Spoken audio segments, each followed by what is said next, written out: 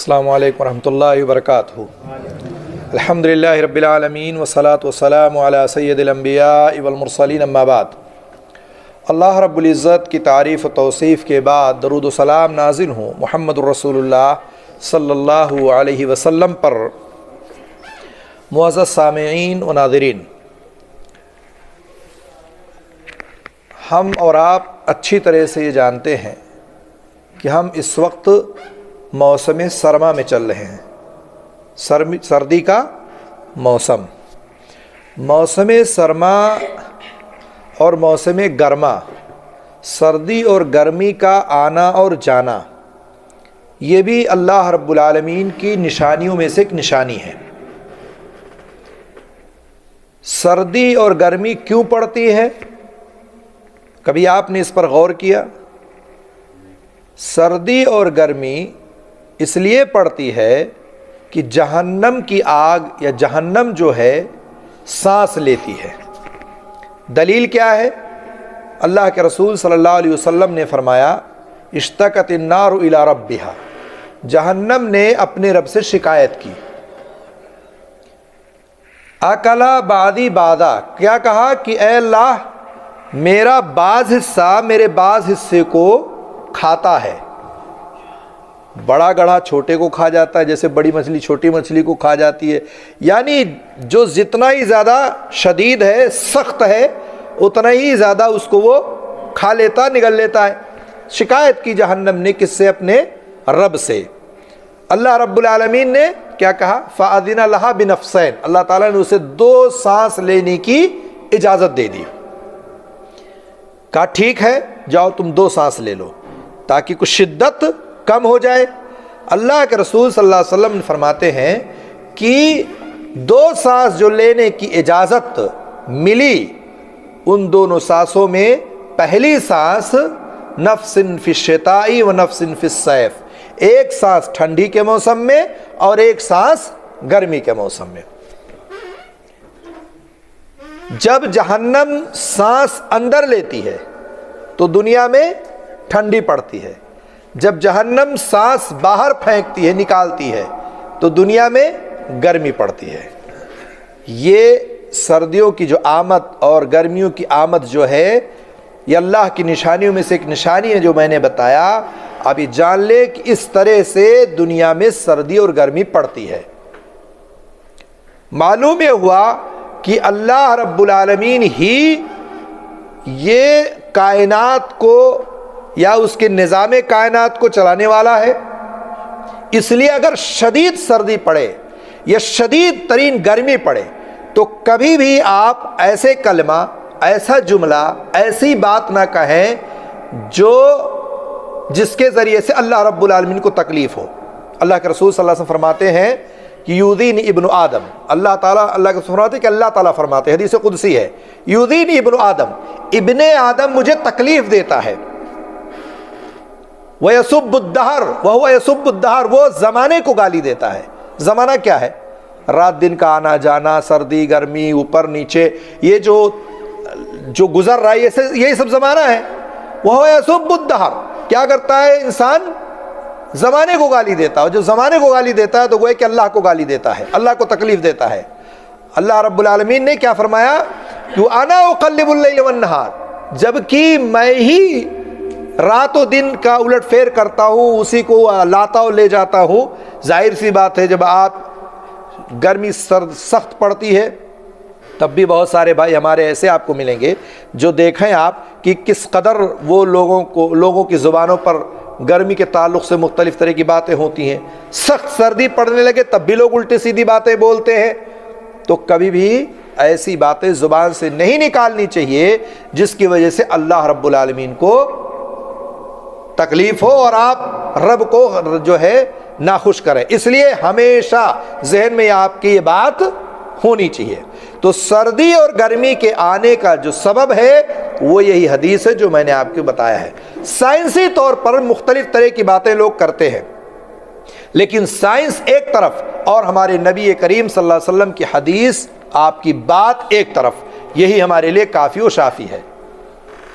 सर्दी जब आती है हैयत बदल जाती है, सर्दी जब आती है تو آپ دیکھیں لوگوں کا کھانا پینا، اوڑھنا بچھونا، آپ کی جسم کے لباس، ساری چیزیں تبدیل ہو جاتی ہیں.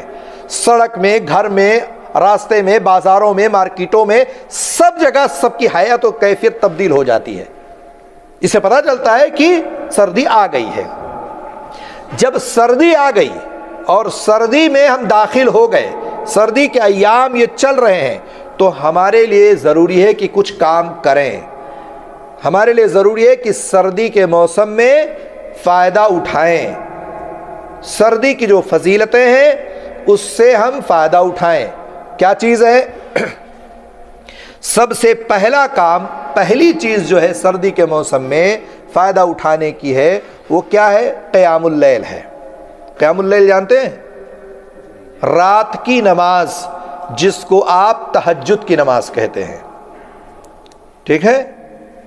حضرت ابو سعید خدری رضی اللہ تعالیٰ عنہ کی روایت ہے کہ اللہ کے رسول صلی اللہ علیہ وسلم نے فرمایا ہے کہ سردی کے موسم میں دن چھوٹا ہو جاتا ہے اور رات لمبی ہو جاتی ہے.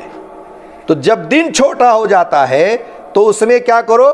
روزے رکھو، اور جب رات لمبی ہو جائے تو اس میں قیام کرو.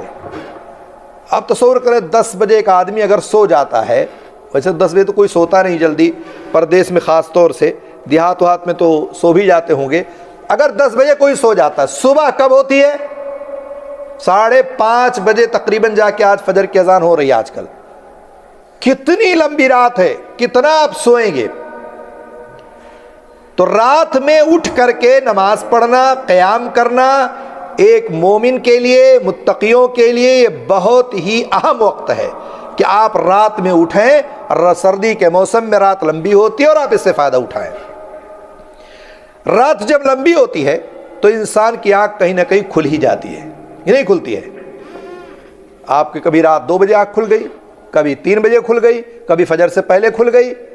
رات میں آنکھ کا کھلنا یہ کوئی مشکل بات نہیں ہے، کھل ہی جاتی ہے. اللہ کے رسول صلی اللہ علیہ وسلم نے فرمایا ہے کہ اگر کسی شخص کی رات میں آنکھ کھل جائے تو اس کو چاہے کہ دعا پڑھے. دعا یاد ہے کسی کو؟ نہیں یاد ہے؟ میں بتاتا ہوں، بہت آسان دعا ہے. رات میں آنکھ کھل جانے پر دعا پڑھنی چاہیے. کیا دعا ہے؟ لا الہ الا اللہ وحدہ لا شریک لہ لہ الملک ولہ الحمد وہو علی کل شیء قدیر وسبحان اللہ والحمد للہ ولا الہ الا اللہ واللہ اکبر ولا حول ولا قوت الا باللہ.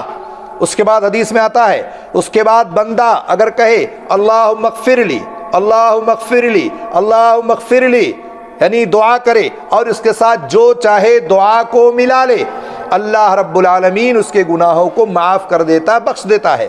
اور اس کے بعد اگر وہ وضو بنا کر کے 2 رکعت نمازیں بھی پڑھتا ہے، اللہ تعالیٰ اس کی نماز کو بھی قبول کرتا ہے. بڑی آسان دعا ہے، مشکل نہیں ہے. رات میں آنکھ کا کھلنا یہ ہر آدمی کے ساتھ ہے. آنکھ کھل جاتی ہے، اگر آنکھ کھلے تو اس دعا کو پڑھ لو. اگر اٹھ کے نماز نہیں پڑھ سکتے ہو 2 رکعت تو کم سے کم اس دعا کو تو پڑھ ہی لیا کرو. بہت ہی آسان دعا ہے. اللہ کے رسول صلی اللہ علیہ وسلم نے دوسری حدیث میں بیان فرمایا ہے کہ اللہ رب العالمین اپنے بندے کو دیکھ کر مسکراتا ہے. کس بندے کو؟ جو رات میں اٹھتا ہے، وہ ٹھنڈی کے موسم میں وضو بناتا ہے، وضو بنانے کے بعد 2 رکعت نماز پڑھتا ہے. اللہ تعالیٰ اپنے فرشتوں سے کہتا ہے کہ یہ بتاؤ اس بندے کو کس چیز نے ابھارا ہے جس کی وجہ سے یہ رات میں سخت سردی کے موسم میں اٹھا اور اس کے بعد وضو بنایا، اس کے بعد کھڑے ہو کر کے نماز پڑھ رہا ہے. فرشتے کہتے ہیں اللہ تعالیٰ یہ تیری خوف ہے، تیرا ڈر ہے اور لالچ ہے اس کو، اس بات کی کہ اس کو جنت مل جائے، جہنم سے بچا لیا جائے، امن و امان چاہتا ہے. یہ اللہ رب العالمین فرماتا ہے اے فرشتوں تم گواہ رہنا، اگر اس بندے نے میری خاطر، میرے خوف سے، میرے ڈر سے یہ کام کیا ہے تو میں نے اس کو معاف کر دیا، بخش دیا اور اس کو اپنے امن و امان میں لے لیا. تو رات میں نماز پڑھنے کا یہ فائدہ ہے. قیام اللیل، تہجد کی نماز پڑھنا، اس کے بڑے فضائل ہیں. تو رات اگر لمبی ہو تو ہمیں اس کا فائدہ اٹھانا چاہیے. آپ کبھی سوچیں، اٹھیں اور مجھے تعجب ہوتا ہے ان بھائیوں پر جن کی عمریں 50 کراس کر گئی ہیں، 60 کراس کر گئی ہیں، اور کبھی اٹھ کر کے 2 رکعت رات میں نماز نہیں پڑھتے ہیں. کبھی انہوں نے سوچا ہی نہیں کہ یہ بھی ایک چیز ہے، اس چیز کی فضیلت کتنی ہے. اس لیے آپ اٹھیں، اور اگر جوانی میں اگر آپ یہ کام کریں تو آپ کے لیے مزید فائدہ ہے. جوانی کی عبادت اللہ تعالیٰ کو بہت پسند ہے، اس لیے رات میں اٹھیں اور نماز پڑھیں. اللہ کے رسول صلی اللہ علیہ وسلم نے ایک بار وہ حدیث آپ کو یاد ہوگی، کہا کہ یہ بتاؤ کہ فرض نماز کے بعد کون سی نماز سب سے زیادہ افضل ہے؟ کون سی نماز ہے؟ تہجد کی نماز. افضل الصلاۃ بعد الصلاۃ المکتوبہ صلاۃ اللیل. فرض نمازوں کے بعد سب سے زیادہ اگر کوئی نماز اللہ کو محبوب ہے، بہتر ہے، تو کون سی نماز ہے؟ رات کی نماز ہے. وہ ہمارے وہ بھائی جو نفل بہت پڑھتے ہیں نا، ہر نماز کے ساتھ نفل کو جوڑ کے رکھے ہیں، عشاء میں نفل، مغرب میں نفل، ظہر میں نفل، نفل ملا کر کے لوگوں نے نماز کا حصہ بنا دیا ہے کہ اتنا پڑھو گے. جیسے بھی کسی سے پوچھو مغرب میں کتنی رکعت ہے تو بولے گا 3 رکعت فرض، 2 رکعت سنت، 2 رکعت نفل. عشاء میں کتنا ہے؟ کہے گا 4 رکعت فرض، 2 رکعت سنت، 2 رکعت نفل، 2 رکعت نفل، 2 رکعت سنت، 2 رکعت 17 رکعت لے کے جائے گا. ان کو چاہیے کہ اگر نفل کی اتنی پابندی کرنی ہے تو اٹھ کر کے رات میں نماز پڑھو، نوافل پڑھو، قیام اللیل کرو. لیکن نہیں، وہاں بھی آسانی چاہیے. تو کہنے کا مقصد یہ ہے کہ رات میں اٹھ کر کے نماز کا پڑھنا اگر رات لمبی ہو تو آپ کے لیے زیادہ بہتر اور زیادہ افضل ہے. رات میں اٹھو اور نماز پڑھو. ٹھنڈی کے موسم کے تعلق سے وضو بنایا جاتا ہے. وہ آپ وضو بناتے ہیں، وضو بنانے کی بڑی فضیلت ہے، بے شمار فضیلتیں ہیں، آپ نے بارہا سنی ہوگی. لیکن اس حدیث میں جو میں بیان کرنے جا رہا ہوں، اس حدیث میں آپ دیکھیں اس میں کیا بیان کیا گیا ہے. اللہ کے رسول فرماتے ہیں الا ادلکم علی ما یمحو اللہ بالخطایا ویرفع بہ الدرجات.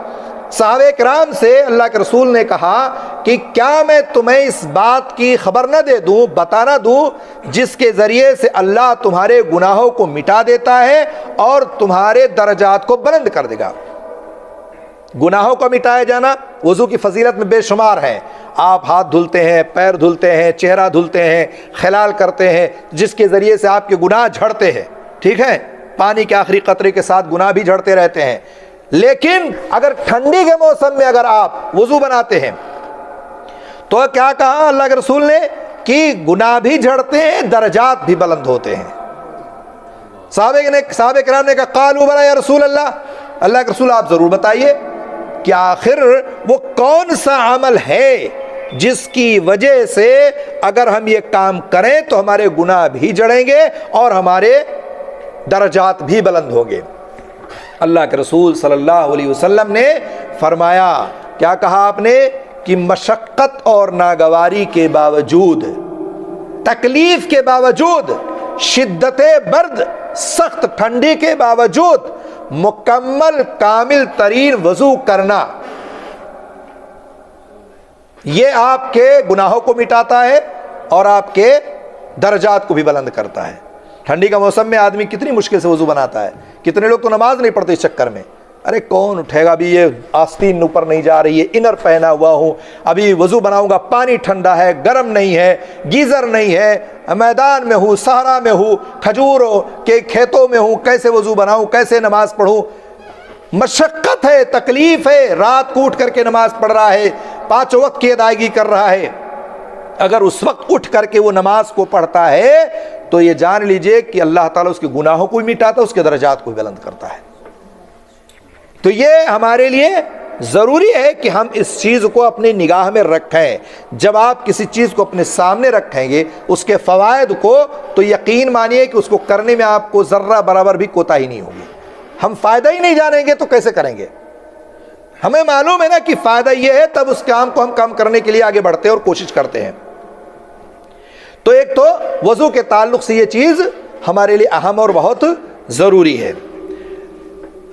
اگر آپ کو پانی آپ کے پاس میسر ہے، وضو بنا رہے ہیں، اس کی فضیلت کو آپ حاصل کر رہے ہیں، سب کچھ آپ کے پاس موجود ہے، تو اس کے ساتھ ساتھ ضروری ہے کہ آپ کو صبر کرنا پڑے گا. کیا کرنا پڑے گا؟ صبر. صبر کی 3 قسمیں ہیں، جانتے ہیں؟ ایک تو اللہ کی طرف سے کوئی مصیبت و پریشانی آپ کی طرف آ رہی ہے، اس پر آپ صبر کر رہے ہیں. ایک تو اللہ کے حرام کردہ چیزوں سے آپ رکے ہوئے ہیں، اس پر آپ صبر کیے ہوئے ہیں. اور اسی طرح سے اللہ نے کوئی چیز پابندی لگا دی آپ پر، کسی چیز سے روک دیا آپ پر، آپ اس پر صبر کیے بیٹھے ہیں. تو صبر جو ہے، آپ نماز کے لیے اٹھیں گے تو صبر کرنا پڑے گا، مشقت دینی پڑے گی، تکلیف دینی پڑے گی اپنے آپ کو، اپنے نفس کو. وضو بنائیں گے تو صبر کرنا پڑے گا، ٹھنڈے ٹھنڈے موسم میں رضائی کو سے نکل کر کے اور باہر نکلیں گے تو صبر کرنا پڑے گا. قیام اللیل کے لیے، وضو کے لیے، تمام کاموں کے لیے آپ کو صبر کرنا پڑے گا. اس لیے صبر ضرور کریں. انما یوفی الصابرون اجرہم بغیر حساب. اللہ رب العالمین نے فرمایا ہے جو صبر کرتا اللہ تعالیٰ اس کو بغیر حساب کے اللہ تعالیٰ اس کو اجر سے نوازتا ہے. کوئی حساب کتاب نہیں ہے، کتنا دے دے اللہ ہی بہتر جانتا ہے. اس کے ساتھ ساتھ ٹھنڈی کے موسم میں جب ہم داخل ہوئے ہیں تو ٹھنڈی کے موسم میں صدقہ اور خیرات کی اہمیت بڑھ جاتی ہے. کس کی؟ صدقہ و خیرات کی. عمومی طور پر عام وقتوں میں، عام حالات میں اگر آپ صدقہ و خیرات کرتے ہیں تو آپ کو اس کا بینیفٹ ملے گا، آپ کو اس کا ثواب ملے گا، اجر ملے گا.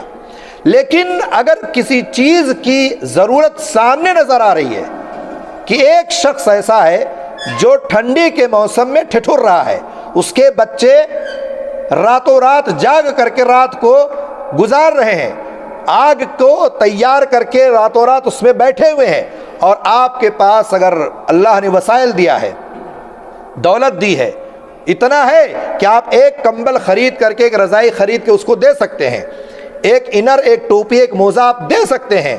اسی طرح سے آپ انسانیت کے ناطے جو بھی ضرورت کے مستحق ہے، آپ اپنے پڑوس میں اپنے بھائی، اپنی بہن، اپنے رشتہ دار، اپنے عزیز، اپنے گاؤں محلے، جہاں بھی آپ سمجھتے ہیں کہ ضرورت ہے، آپ اگر دیتے ہیں تو صدقہ و خیرات کی اہمیت مزید یہاں پر آپ کو زیادہ فضیلت ملے گی بنسبت دوسرے ایام کے، کیونکہ یہاں اس چیز کی اہمیت آپ کے سامنے ہے. اور اللہ کے رسول صلی اللہ علیہ وسلم نے فرمایا نا کہ اگر کسی بھوکے کو کھانا کھلا دیا جائے، کسی کپڑے کو، کسی ننگے کو، کسی ضرورت مند کو کپڑا پہنا دیا جائے تو یہ بہت بڑا عمل ہے، اجر کا بہت بڑا کام ہے یہ. اس لیے یہ کام ہمیں ٹھنڈی کے موسم میں کرنا چاہیے. صدقہ و خیرات کی اہمیت ہے، اس کے لیے ضروری ہے کہ ہم یہ کام بھی اپنی زندگی میں کرتے ہیں. بہت سارے بھائی ہمارے ایسے ہیں اس کی طرف کبھی سوچتے ہی نہیں ہیں، کبھی توجہ ہی نہیں دیتے، بس اپنی مست ہے، اپنے میں اپنا چل رہا ہے، اپنا گھر چل رہا ہے، اپنی بیوی بچوں میں کر رہے ہیں، لیکن کبھی اتنا دھیان نہیں دیتے کہ ہمارے بھائی کا کیا حال ہے، ہمارے بہن کا کیا حال ہے، ہماری رشتہ داروں کا کیا حال ہے، ہمارے پڑوس کا کیا حال ہے. ضروری ہے کہ آپ اس چیز پر دھیان رکھیں اور اپنی نگاہوں کے سامنے ساری چیزوں کو رکھیں. تو یہ ہمارے لیے بہت اہم ہے صدقہ و خیرات. ٹھنڈی کا موسم جب آ جاتا ہے تو ظاہر سی بات ہے ٹھنڈی کے موسم میں کچھ ایسے مسائل ہیں جن کا جاننا ہمارے لیے ضروری ہے. جیسے ایک آدمی ہے، بہت بزرگ ہے، پانی نقصان کر رہا ہے اس کو، شدت کی وجہ سے، شدت برد ٹھنڈی کی وجہ سے گرم پانی کا انتظام نہیں ہے. اب اس کو تو وضو بنانا اور نماز پڑھنی ہے، تو نماز کیسے پڑھے گا وہ؟ ایسی صورتحال میں نماز کی معافی نہیں ہے. اگر پانی نقصان کر رہا ہے، اگر بیماری کی وجہ سے ڈاکٹر نے منع کر دیا پانی چھونے سے، اگر پانی نہیں ہے، اگر پانی پر قبضہ اور قدرت نہیں ہے، اگر پانی اتنا ہے کہ سوا پی سکتے ہیں، پانی صرف اتنا ہے کہ کھانا بنا سکتے ہیں، پانی صرف اتنا ہے کہ آپ اپنی ضروریات زندگی میں ہی صرف استعمال کر سکتے ہیں، وضو بنائیں گے، نہائیں گے تو ختم ہو جائے گا.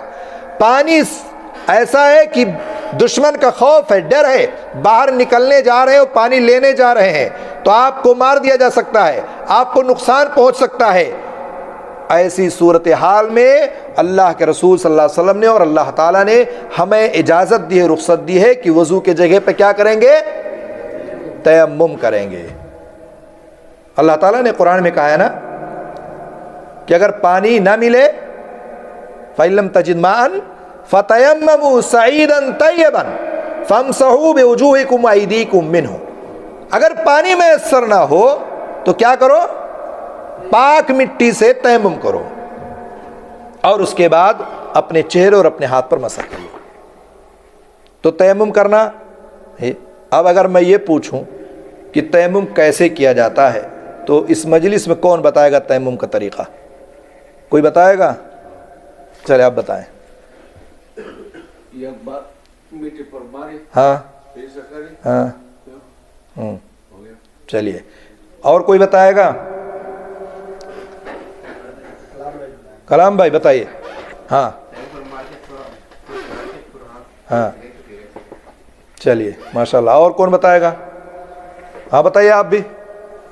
دونوں ہاتھ مٹی پہ مار کے ہاں پھر اس کے بعد جھاڑ کر کے چہرے پہ ماریں گے، دائیں ہاتھ سے بائیں ہاتھ پہ اور بائیں ہاتھ سے دائیں ہاتھ. جی تیمم کرنے کا طریقہ یہی ہے، لیکن اس سے پہلے یہ چیز جان لینی چاہیے. جیسے وضو بنانے کے لیے نیت ہوتی دل میں، یہ نیت ہونی چاہیے. ٹھیک ہے؟ اگر بغیر نیت کے آپ مکمل وضو کر لیں تب بھی آپ کو وضو نہیں ہوگا. نیت ہو کہ میں اسی نیت سے اعضائے وضو کو دھل رہا ہوں تب وضو ہوگا، ورنہ نہیں ہوگا. ایسے ہی تیمم سے پہلے دل میں نیت ہو کہ میں تیمم کے لیے میری نیت ہے، دل میں ارادہ ہے، انما الاعمال بالنیات. اس کے بعد بسم اللہ کہیں گے. جیسے آپ وضو سے پہلے بسم اللہ کہتے ہیں، اگرچہ یہ واجب نہیں ہے لیکن بسم اللہ کہنا ہے. اس کے بعد آپ کسی پاک مٹی پر، زمین ہو دیوار ہو، جہاں بھی آپ کو پاک مٹی میسر ہو، آپ کیا کریں گے؟ اپنے ہاتھ کو ایک بار ماریں گے، وَنَفَخَ فِيهِ، اور اس میں پھونک مار دیں گے یا جھاڑ دیں گے. اگر لگ گیا زیادہ کچھ تو کیا کریں گے؟ جھاڑ دیں گے یا پھونک مار دیں گے. اس کے بعد فَامْسَحُوا بِوُجُوهِكُمْ، اپنے چہرے پر پھیر لیں گے ایک بار. بہت سارے لوگ چہرے پہ جب ہاتھ پھیرتے ہیں تو ناک چھوڑ دیتے ہیں، ایسے کرتے ہیں، ناک بھی شامل ہے اس میں. یہ مکمل آپ کے چہرے پر ہاتھ کو جانا چاہیے. اس کے بعد دائیں ہاتھ کے اوپر، پھر بائیں ہاتھ کے اوپر. تیمم میں بہت سارے، میں تقریباً باہر جب نکلتا ہوں، ریگستانوں میں جب جاتے ہیں شیخ، 50 لوگوں سے پوچھ ڈالا، کسی نے تیمم کا طریقہ نہیں بتایا. الحمدللہ آپ لوگ تو بہت بہتر ہے، جانتے ہیں. کوئی کہتا ہے ہاتھ یہاں تک مسح کریں گے، کوئی کہتا سر کا مسح کریں گے. ایک آدمی نے تو ریت لے کر کے ناک تک لے کے گیا، کہ ایسے ناک میں لے جا کر کے ڈالیں گے جیسے پانی ڈالتے ہیں. پھر پیر پہ بھی پورا سمیٹنے لگا مٹی کو. اللہ رب العالمین نے ہر وہ چیز جو مسح کرنے کی ہے اس میں تخفیف ہے. تخفیف مسح کرنے والی چیز صرف ایک بار کی جاتی ہے. کتنی بار؟ ایک بار. اور دھلنے والی چیز میں آپ کو 1 2 3 تک اجازت ہے. تو اس طرح سے آپ تیمم کریں گے. جو دعا آپ وضو کے بعد پڑھتے ہیں وہی دعا تیمم کے بعد بھی پڑھیں گے. تو یہ تیمم کب کریں گے؟ جب پانی میسر نہ ہو، صحرا میں، میدان میں، جنگل میں، کھیت کھلیان میں، یا اپنے گھر میں موجود ہیں، دشمن کا خوف اور ڈر ہے، کوئی بھی مشکل پیدا ہو سکتی ہے جس کی وجہ سے پانی اگر حاصل کرنے میں آپ کو دقت ہے تو آپ کیا کریں گے؟ تیمم کر لیں گے. اچھا، دوسری بات یہ ہے کہ تیمم کب کب کر سکتے ہیں آپ؟ تیمم جو ہے یہ وضو اور غسل دونوں کا بدل ہے. وضو اور غسل دونوں کا بدل ہے. کیا مطلب اس کا؟ اگر آپ کے پاس اتنا پانی ہے کہ صرف کھانا بنا سکتے ہیں، یا پانی میسر نہیں ہے، تو آپ تیمم کر کے نماز پڑھ رہے ہیں. آپ کو غسل کی حاجت پڑ گئی، غسل کی ضرورت پڑ گئی، تو کیا کریں گے آپ؟ تب بھی تیمم کر کے آپ نماز پڑھ سکتے ہیں. گویا کہ حال جو ہے حدث اکبر اور حدث اصغر دونوں میں تیمم کرنا جائز ہے. دونوں میں آپ تیمم کر سکتے ہیں. ٹھیک ہے؟ تو دونوں شکلوں میں تیمم آپ کر سکتے ہیں اور آپ کے لیے جائز و درست ہے. وہ حدیث یاد ہوگی آپ کو، صحابہ کرام کے 2 صحابہ گئے تھے نا میدان میں، ریگستان میں، ناپاک ہو گئے. ایک نے تیمم کر کے نماز پڑھ لیا، ایک نے سوچا کہ اللہ کے رسول نے بتایا کہ پانی نہ ملے تو تیمم کرو وضو کے لیے. دوسرے نے کہا نہیں، تو پورے زمین میں لیٹ گئے وہ، اور اس کے بعد نماز پڑھو. تو سوچے کہ قیاس کے انہوں نے غسل پر. اللہ کے رسول کے پاس آئے، واقعہ بیان کہ اللہ کے رسول مسکرائے، کہا نہیں تیمم کر لیتے تو کافی تھا، یہ لیٹنے اٹھنے کی ضرورت نہیں ہے. تو تیمم، وضو اور غسل دونوں کے لیے آپ کر سکتے ہیں۔ جن چیزوں سے وضو ٹوٹ جاتا ہے انہی چیزوں سے تیمم بھی ٹوٹ جاتا ہے۔ وضو کن چیزوں سے ٹوٹتا ہے؟ خارج من السبیلین، پیشاب اور پاخانے کے راستے سے کوئی بھی چیز نکلتی ہے، پیشاب، پاخانہ، ہوا کا خارج ہونا، ٹھیک ہے، منی، مزی، ودی، حیض، نفاس، یہ تو غسل فرض کر دیتا ہے، استحاضہ، یہ ساری چیزیں جتنی بھی شکلیں ہیں پیشاب پاخانے کے راستے سے، اس سے وضو ٹوٹ جاتا ہے اور تیمم بھی ٹوٹ جاتا ہے اسی سے۔ اسی طرح سے گہری نیند سے وضو ٹوٹ جاتا ہے، تیمم بھی ٹوٹ جائے گا۔ اونٹ کا گوشت کھانے سے اس سے وضو ٹوٹتا ہے، تیمم بھی ٹوٹ جائے گا، ٹھیک ہے۔ شرمگاہ کو ہاتھ لگانے سے بغیر کپڑے کے، اس سے بھی وضو ٹوٹ جاتا ہے تو تیمم بھی ٹوٹ جاتا ہے، ٹھیک ہے۔ اسی طرح سے اگر آپ کو پانی مل جائے تو تیمم آپ کا ٹوٹ جائے گا۔ آپ تیمم کر کے یہاں سے نکلے مسجد میں، راستے میں مسجد میں پانی مل گیا آپ کو، تو اب آپ تیمم سے نماز نہیں پڑھ سکتے ہیں، نماز سے پہلے آپ کو پانی میسر ہو گیا، آپ کو وضو بنانا پھر نماز پڑھنا ہے۔ لیکن اگر آپ نے نماز ادا کر لی اور نماز کے بعد آپ کو پانی میسر ہو رہا ہے تو نماز دہرانے کی ضرورت نہیں ہے، صحیح ہے کہ یہ نماز آپ کی ہو گئی۔ تو تمام چیزوں سے جس سے وضو ٹوٹتا ہے انہی سے تیمم بھی ٹوٹتا ہے، بس اس میں زیادہ ہے کہ پانی میسر ہو گیا تو اس آپ کا وضو تیمم ٹوٹ جائے گا۔ ایک تیمم سے کئی نمازیں آپ پڑھ سکتے ہیں، جیسے ایک وضو سے کئی نمازیں پڑھتے ہیں، الگ الگ تیمم کرنے کی بھی ضرورت نہیں۔ اگر تیمم برقرار ہے آپ کا تو ایک تیمم سے کئی نمازیں آپ ادا کر سکتے ہیں، کوئی اس میں حرج کی بات نہیں ہے۔ تو یہ ہو گیا تیمم کا مسئلہ۔ تیمم ہمارے لیے بہت ضروری ہے، چونکہ ہمارے معاشرے میں اگر آپ نگاہ دوڑائیں گے اور دیکھیں گے تو یقین مانیے کتنے لوگ ایسے ملیں گے کہ جانتے ہی نہیں ہے کہ اگر وضو نہیں بنا سکتے تو تیمم سے نماز ادا کر لیں، بس وضو نہیں بنا سکتے ہیں، پانی نہیں چھو سکتے ہیں، ڈاکٹر نے منع کر دیا تو ان کو پتہ ہی نہیں ہے کہ ہم کیسے وضو کریں اور کیسے تیمم کریں اور نماز کو ادا کریں۔ کیوں؟ اس لیے کہ سب سے آسان کام ہمارے معاشرے میں جو ہے وہ ہے نماز کا چھوڑ دینا، سب سے آسان کام۔ ذرہ برابر چھینک آئی نہیں، نزلہ و زکام ہوا نہیں کہ نماز چھوڑ دی، خلاص پہلا کام ہوتا ہے، یہ پہلا حملہ ہے کہ نماز کو ہم ترک کر دیتے اور چھوڑ دیتے ہیں۔ اس لیے یہ بہت اہم ہے کہ نماز کو ہر حالت میں پڑھنی ہے۔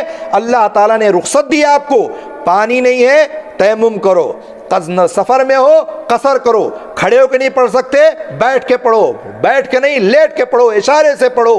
پانی تیمم کرنے کے لیے مٹی ریت کچھ نہیں مل رہا ہے، ویسے ہی نماز آپ پڑھ لو نیت کر کے، اس طرح سے آپ کی نماز میں کہیں بھی کہیں سے کہیں تک آپ کو چھوٹ نہیں ہے کہ ہم اس کو چھوڑ کے بیٹھ جائیں۔ تو یہ ہمارے لیے ضروری ہے۔ سردی کے موسم میں ایک بہت اہم مسئلہ جاننا ضروری ہے، وہ ہے موزے پر مسح کرنے کا مسئلہ، ٹھیک ہے، موزے پر مسح کا مسئلہ۔ موزہ ایک ہوتا ہے خف، ایک ہوتا ہے جورب، ٹھیک ہے۔ خف کہتے ہیں چمڑے کے موزے کو اور جورب کہتے ہیں نائلن، اون وغیرہ کے موزے کو۔ دونوں پر آپ مسح کر سکتے ہیں۔ اللہ کے رسول صلی اللہ علیہ وسلم نے خف پر مسح کیا، صحابہ کرام کی ایک بہت بڑی تعداد جو ہے جورب پر مسح کی ہے۔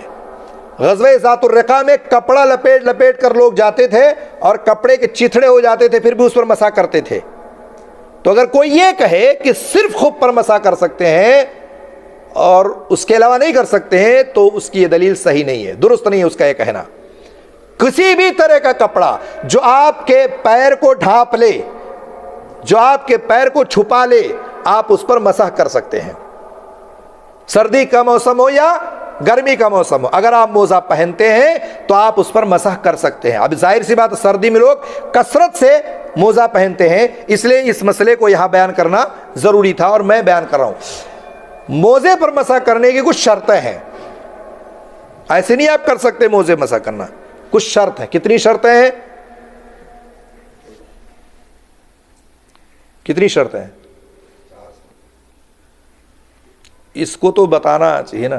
ہاں، جب موزہ پہننا ہے تو پہلے وضو کرنا ہے۔ ٹوٹل کتنی شرطیں ہیں؟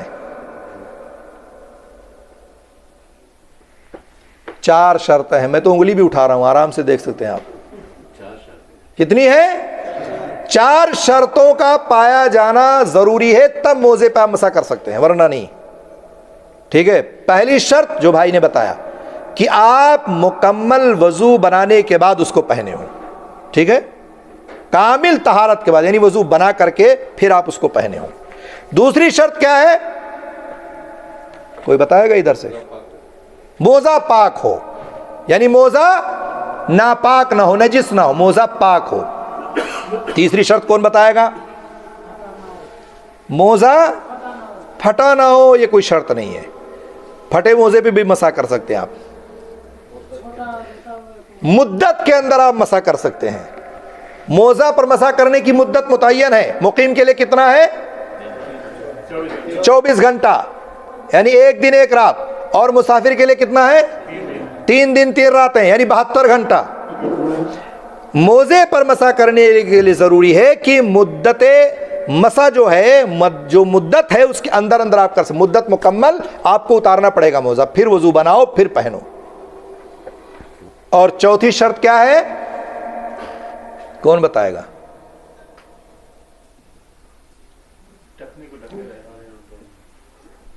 अगर टखना खुला हुआ है तो फिर वो मोजा नहीं है, वो तो एक फैशन है। जरूरी है कि मोजा जो आप पहने हो टखना ढका हो, अगर टखना खुला हुआ होगा तो उस पर आप मसा नहीं कर सकते हैं। चौथी शर्त यह है कि सिर्फ हदसे असगर में आप मसा कर सकते हैं, अकबर में नहीं। अकबर में तो गुस्ल फर्ज हो जाएगा, जिससे वजू टूटता है आपका, सिर्फ उसमें आप मसा कर सकते हैं बस। ठीक है, तो आज जैसे आपने वजू बनाया, मोजा पहन लिया आपने, अब उसके बाद 2 घंटे 4 घंटे 1 घंटे बाद आपका वजू टूट गया, लेकिन अभी आप मोजा नहीं उतारे तो उस पर मसा कर सकते हैं। ये चारों शर्तों का पाया जाना जरूरी है। लेकिन यहां एक चीज और है कि मसह की इब्तिदा कब से शुरू होगी, मुद्दते मसा कब से शुमार करेंगे। मिसाल के तौर पर आप फजर की नमाज के लिए उठे, आपने वजू बनाई, वजू बनाने के बाद आपने मोजा पहन लिया, नमाज आपने अदा कर ली फजर की, जोहर की नमाज में आप गए, जोहर की नमाज में जब आप पहली बार मसा कर रहे हैं वहीं से मसा की इब्तिदा होगी। जब पहने जब से नहीं कि 24 घंटा आप फजर से जोड़ना शुरू करें, नहीं, जब से आप पहली बार मसा किए हैं, जब से आपकी मसा की मुद्दत का शुमार शुरू होगा। दूसरे दिन जोहर की नमाज तक आप मसा कर सकते हैं, यानी जोहर की नमाज से पहले पहले उसको उतारना पड़ेगा, धोना पड़ेगा, और फिर मसा वजू बना करके पहनेंगे, फिर मसा शुरू करेंगे आप। ठीक है, ये मोजे पर मसा की मुद्दत है। 4 शर्तों का पाया जाना जरूरी है, और मुद्दते मसा उस वक्त से शुरू होगी जब से आप पहली बार मसा करेंगे। रही बात एक ये कि मोजा जो हम पहनते हैं और जिस पर हम मसा करते हैं, ये मोजा जो हम अपने कदमों को छुपाने के लिए पहनते हैं, और इसी तरह से वो मोजा जो जिसे टखने खुले हुए होते हैं, इसमें फ़र्क है। कभी भी आप ऐसे मोजे पर मसा ना करें जिसे टखने खुले हो और उसके बाद उस पर मसा कर लें, तो उस पर मसा नहीं होगा और आपकी नमाज भी नहीं होगी जब मसा नहीं होगा आपका।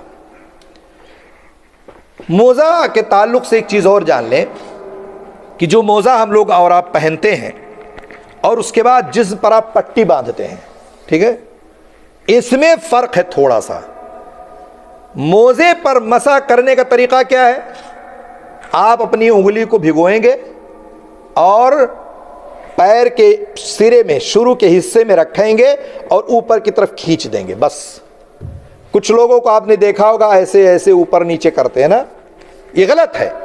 ऊपरी हिस्से में रखेंगे उंगली के पास, ऊपर की तरफ ऐसे खींच देंगे, दाहिने हाथ से दाहिने पैर पर, बाएं हाथ से बाएं पैर पर, यह अफजल है। या दाहिने हाथ से दोनों पैर पर, इधर से उधर से भी कर लें, ठीक है। यह तरीका है मसा करने का। लेकिन अगर पट्टी आपके जिस्म में कहीं भी लगी हुई है तो आपके लिए ज़रूरी है कि उस पट्टी पर, मिसाल के तौर पर हाथ में पट्टी बंधी है तो उस पर चारों तरफ से आप मसा करेंगे। मोजे पर सिर्फ ऊपर और पट्टी पर चारों तरफ से, ठीक है।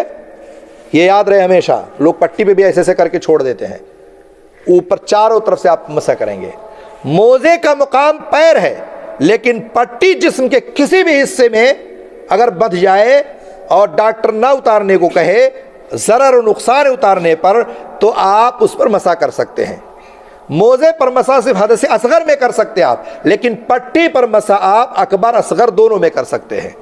غسل کے فرض ہو جائے آپ پر تو پٹی لگ گئی آپ کے ہاتھ میں تو آپ اس کو بچا کر کے نہا لیں گے اور اس پر مسح کر لیں گے۔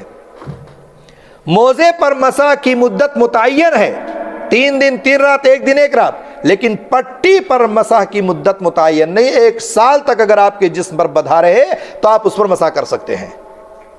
موزے کے پہننے کے لیے وضو شرط ہے، لیکن پٹی کے لیے وضو شرط نہیں ہے۔ اب چوٹ لگ گئی تو پہلے وضو بناؤ گے پھر پٹی بندھاؤ گے؟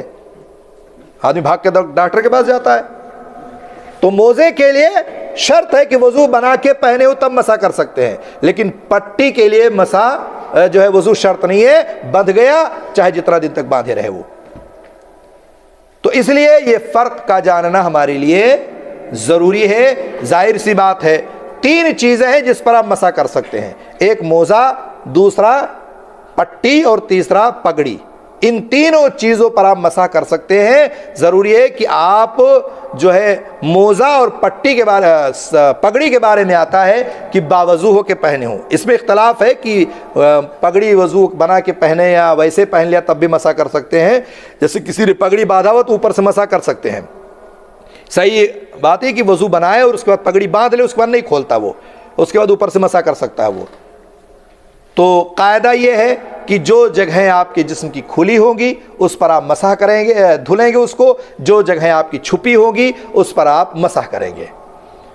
تو یہ وضو، تیمم اور مسح، یہ تینوں چیزیں ایسی ہیں جو ٹھنڈی کے موسم میں ہماری ضرورت پڑتی ہیں، ہماری زندگی کا ایک حصہ ہے۔ یہاں آخری بات کہہ کے، وقت شاید ہو گیا نا شیخ، آخری بات ہے کہہ کے میں اپنی بات ختم کرتا ہوں۔ کچھ بھائی ہمارے ایسے ہیں کہ تقوی کی بنیاد پر، اپنی طاقت اور قوت کی بنیاد پر موزے پر مسح نہیں کرتے۔ کیا کہتے ہیں؟ ابھی ہمارے اندر طاقت ہے، قوت ہے، ہم پیر دھل سکتے، کیوں مسح کریں؟ یہ کہ یقیناً پیر کا دھونا افضل ہے، اس میں کوئی مشکل نہیں ہے، یقیناً پیر دھونا افضل ہے، لیکن اگر تمام شرائط کے ساتھ آپ نے موزے کو پہنا ہے، تمام شرائط کے ساتھ، تو پھر افضل کیا ہے کہ اس پر مسح کیا جائے۔ کیوں؟ کیونکہ اللہ تعالیٰ نے آپ کو رخصت دی ہے، اور اللہ کے رسول صلی اللہ علیہ وسلم نے رخصت پر عمل کرنے کو افضل قرار دیا ہے۔ جیسے آپ سفر جاتے ہیں مکہ، راستے میں کتنی نمازیں پڑھتے ہیں عصر کی؟ 2، 4 کیوں نہیں پڑھتے؟ اس لیے کہ 2 پڑھنا افضل ہے، قصر کرنا افضل ہے بنسبت مکمل نماز پڑھنے کے۔ ٹھیک ہے؟ اگر موزہ بھی تمام شرائط کے ساتھ آپ پہنے ہوئے ہیں تو آپ کے لیے افضل ہے کہ آپ موزے پر مسح کریں۔ اس کو بار بار نکالنا، دھونا، پہننا، نکالنا، دھونا ایک تو مشقت ہے، دوسرا آپ سنت کو نہیں چاہتے کہ سنت پر عمل کر سکے اور سنت کی پابندی کریں۔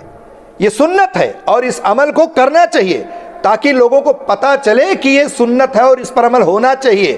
اگر ہر کوئی ایسے نکال کے پیر دھوتا رہے تو یہ سنت ناپید ہو جائے گی، ختم ہو جائے گی۔ کون سنت پہ عمل کرے گا؟ ہم ہی اور آپ کریں گے، ہم ہی آپ کو دیکھیں گے، تمہارے بچے کریں گے، ہماری آنے والی نسلیں کریں گی۔ اس لیے سنت کو ہمیں ضروری ہے کہ زندہ رکھیں۔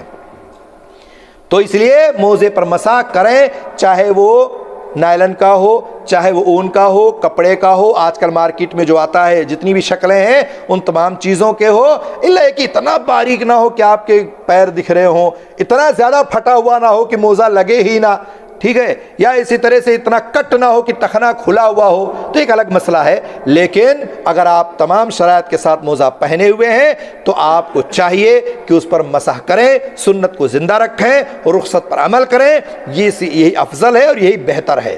اللہ رب العالمین سے دعا ہے اللہ تعالی ہم لوگوں کو سنت کو زندہ رکھنے کی توفیق دے، اور ٹھنڈی کے موسم میں جو اس کے فضائل ہیں، جو اس کی برکات ہیں، جو اس کی رحمتیں ہیں، اللہ تعالیٰ ان سب کو سمیٹنے کی ہم سب کو توفیق عطا فرمائے۔ آمین رب العالمین۔ والسلام علیکم ورحمۃ اللہ وبرکاتہ۔